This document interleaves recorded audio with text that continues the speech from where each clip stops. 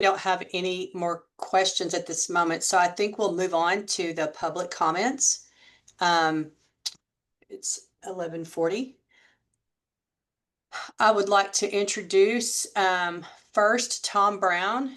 And in doing so, Mr. Brown, would you please uh,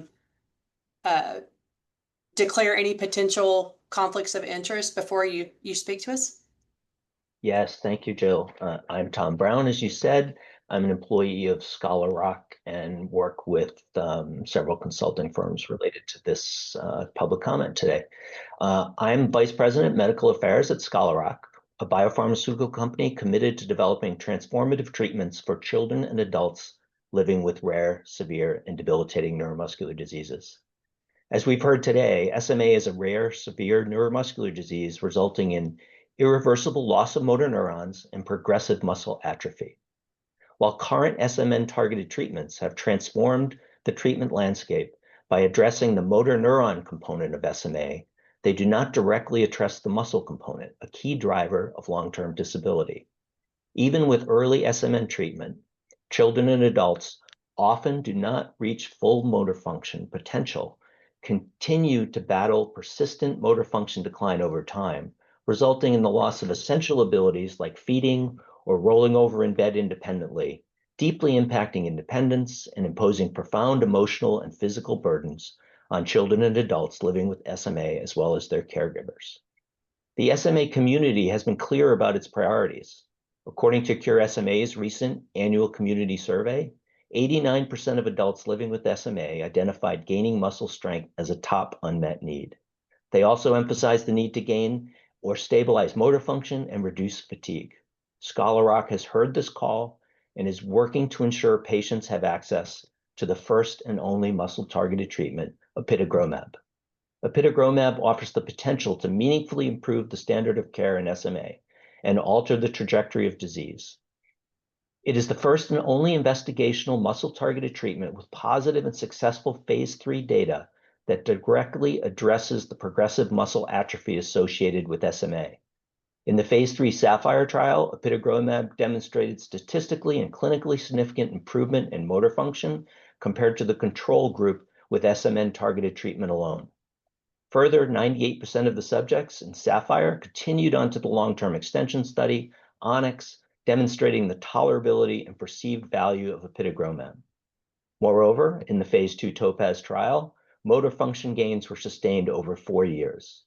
Across our studies, we've accumulated over 600 patient years of safety data with no serious adverse events attributed to apitegromab and no subjects discontinued due to adverse events. In short, apitegromab has demonstrated the ability to halt and reverse disease progression as measured by motor function with a well-tolerated profile. The FDA has granted apitegromab a priority review designation. Priority review is awarded to treatments that, if approved, would be significant improvements in the safety or effectiveness of the treatment of a serious condition, in this case, SMA.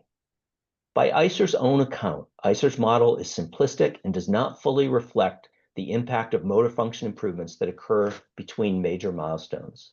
In addition, although ICER's report correctly acknowledges the threshold for clinically meaningful change for the Hammersmith scale is evolving, and the recent publication that has reported a 1.5-point improvement as clinically meaningful, ICER's model nevertheless utilizes a threshold of 3 points. While the SAPPHIRE trial showed impressive results at the 3-point threshold, with the odds of a 3-point or greater improvement being 3 times more likely for apitegromab-treated patients, we nonetheless urge ICER to acknowledge that the threshold for meaningful change must be reevaluated to reflect a new natural history where many patients have already received SMN-targeted treatments. As you have heard from the SMA community, a single point change on the Hammersmith scale can be the difference between being able to, for example, sit upright longer, operate a motorized wheelchair, or eat without help.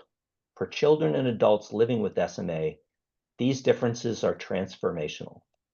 ICER's evaluation of apitegromab should more fully consider the human significance of sustaining or improving motor function and recognize what's at stake for children and adults living with SMA: improvements in daily life, independence, and dignity.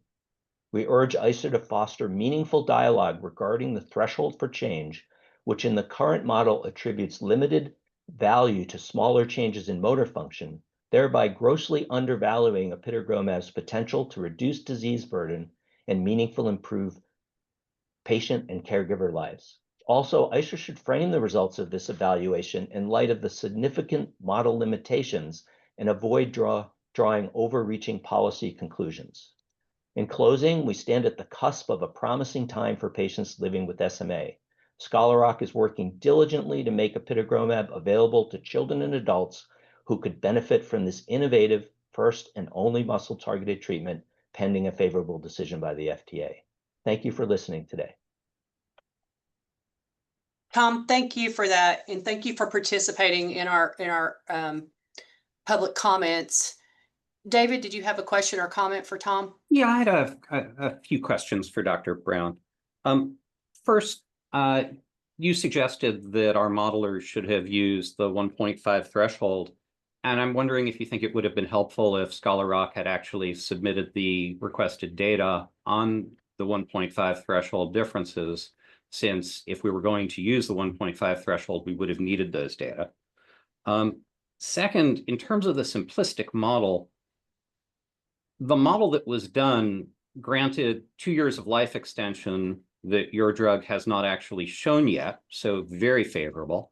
It excluded other costs for other background drugs, which are huge, to allow that life extension to be valuable. So again, very favorable. And it came with the results that we found. And I heard you say that you wanted to ensure access. And I'm wondering if you feel that the placeholder price that we heard about is just wildly overlarge, because if you charge $350,000 a year, if that placeholder price is correct, don't you think that's going to interfere with access compared to if you charged a price closer to what the ICER price for a health benefit price benchmark was? Thank you. So your first question was about the 1.5 clinically meaningful change. I was not actually suggesting that 1.5 is the change.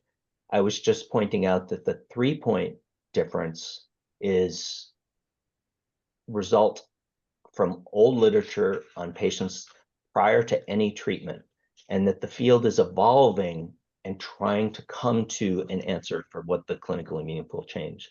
What we are hearing from patients is that even a single point change, as I pointed out, can mean the difference in doing something that is life-changing and transformational. And the second part of your question was about price. It's premature to speak about price. Our focus is on attaining regulatory approval and discussions with the FDA. So it's really premature to address the price issue.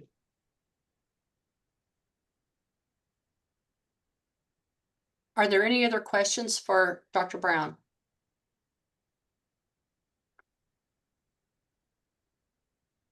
Again, Dr. Brown, thank you for answering the questions and for being with us today. At this point, I will move on to our next public commenter, Susie Vanderwick, who's Executive Director of Cure SMA Canada. Susie, would you please declare any conflicts of interest before you speak? Thank you. I have no personal conflicts of interest. Transparency is for Cure SMA Canada. We have had support from the 3 drug companies. So I'm Susie Vanderwick, Executive Director. I've been in my position of Executive Director of Cure SMA Canada for 15 years. And prior to that, I was on the board for 10 years. I have an adult daughter that has type 2, 3 copies. She's in a power chair and she is receiving treatment for 3 years now. I'm bringing to the table the patient perspective and a patient group experience. What I would like to talk about is some of the personal experiences of myself and the community. In Canada, we don't have full access. Adults are not fully accessing, and 4-copy peds are not accessing in many of our provinces. In terms of burden of disease, One of the points I wanted to bring forward was the mental health decline of patients who are not accessing or experiencing disease, problems with their disease, such as loss of function or inability to do things that they would normally be doing. And not just of the patient, the parents, the caregivers, the siblings. We have siblings who are unable to have parents full time if they're in the hospital, or if they're, the needs of their sibling is more important at the time. And that's just a part of life, unfortunately, but it does have long-term effects on the siblings. And for the parents' perspective, loss of days of work and fear of money situation at home, and needing to keep all the balls in the air in terms of the siblings and the patient and the spouse, and all the problems of a household, has a major effect. And I can see from our perspective that the more severe the child is, or the patient is, in terms of effects of the disease, the more serious the mental health effects are. I wanted to give some experience of a few patients in the community, just to really show the effects of the disease, so and of treatment. So I wanted to talk about my own daughter and our own experience.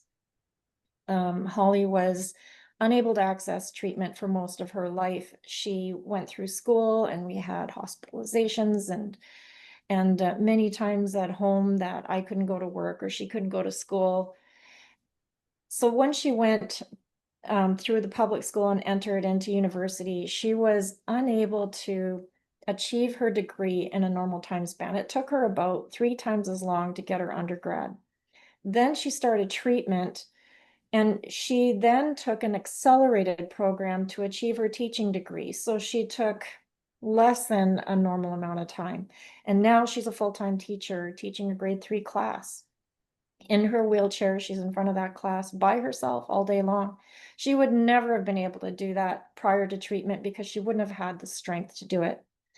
She's just one example. I can see my time was way shorter than I expected. So I wanted to make a few points before the rug gets pulled out from under me here. Patients must be able to receive treatment as early as possible for their best quality of life and to prevent irreversible loss of function. Second one, we must consider patients' mental and physical need for access, providing the greatest opportunity for contributing to society. 3, taking real-world evidence and patient-reported outcomes into consideration when compiling evidence to justify access is critical to understand the full effects of the disease and the benefits of treatment. 4, patients support being removed from treatment if they are not responding, but they must have a fair opportunity to access and to be on the treatment for it to fully show what they're going to gain from it. I wanted to make a final statement. That is, an added supportive treatment makes sense. Strictly looking at it from a patient perspective, the 3 treatments are all effective, but they're not a cure. Patients experience great disappointment when they still experience symptoms of the disease. If this new treatment provides opportunity to work a full day, attend social functions, and have an afternoon that they can actually function with family and friends, it is definitely a benefit for the patient. I would love to give more examples of patients such as suicide, self-harm, parents also experiencing the fear of the future. And I'm happy to speak about it if somebody is asking me, but that's what I had to say. Thank you very much. I think that you were very helpful in providing us perhaps a perspective that could not be captured in any clinical or economic review that anyone could do. So thank you for those heartfelt comments. Are there any questions or comments from the Midwest CEPAC?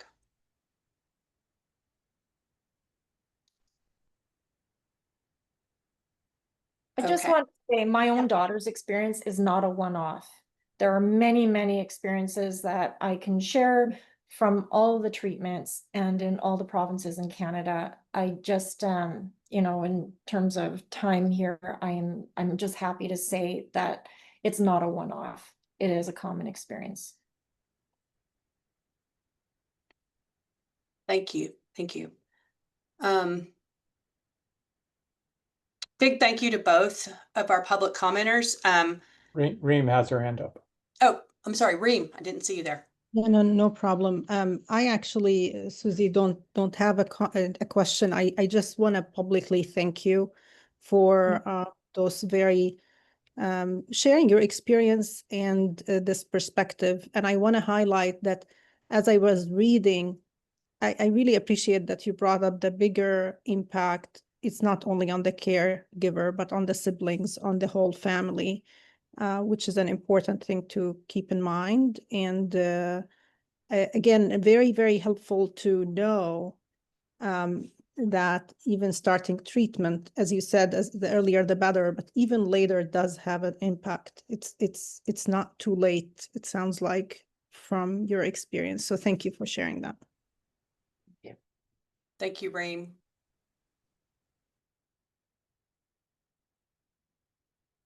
Okay, if there are no other comments at this point, let's see, it is 11:56. We have a break until, let's see, lunch. Please return before 12:50, let's say 12:47, and for our voting. Okay. Thank you. See you back.